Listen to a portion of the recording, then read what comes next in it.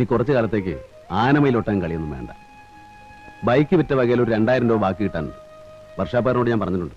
അപ്പുണ്ണി പോയാൽ മതി, അയാൾ തരും. മാങ്ങയുടെ കണക്കിൽ അബ്ദുള്ളക്കുട്ടിയും തരാനുണ്ട് കുറച്ച് ബാക്കി.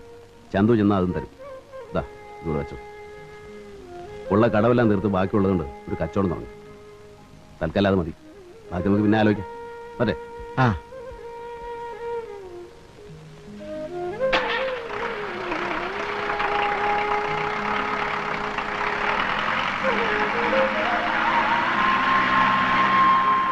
എന്താണ് കമലമ്മേ?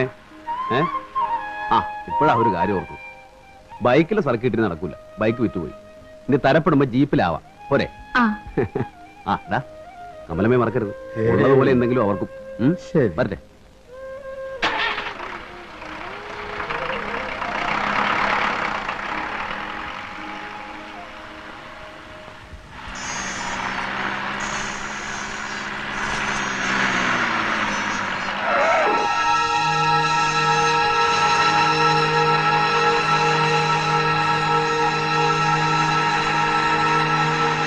സ്വർണ്ണകിൽട്ടുള്ള ഈ വള ഗൗരിക്ക് നന്നായി ചേരും. ശരിന്, ഈ വള കുട്ടിക്ക് നന്നായിട്ട് ചേരൂട്ടാ. എന്നാ ഇത് മതി.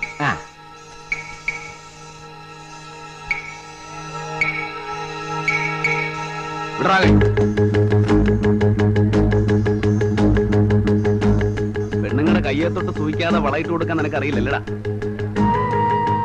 നീ എന്തിനാടി നിനക്ക് നിന്ന് കൊടുത്തത്? 4 വള സ്വന്തമായിട്ടാ നിനക്കറിയില്ലേ? ഗൗരി, ഗൗരി. ആയി അപ്പൊ വാൻവേ ട്രാഫിക്കിന് ഞാനൊന്ന് തൊട്ടുന്ന കാര്യം തനിക്കും തൊട്ട നഷ്ടം. തൊട്ടാലാ കൈ മാങ്ങ പൊടുന്നവരെ ഞാൻ പൊളിക്കളയും.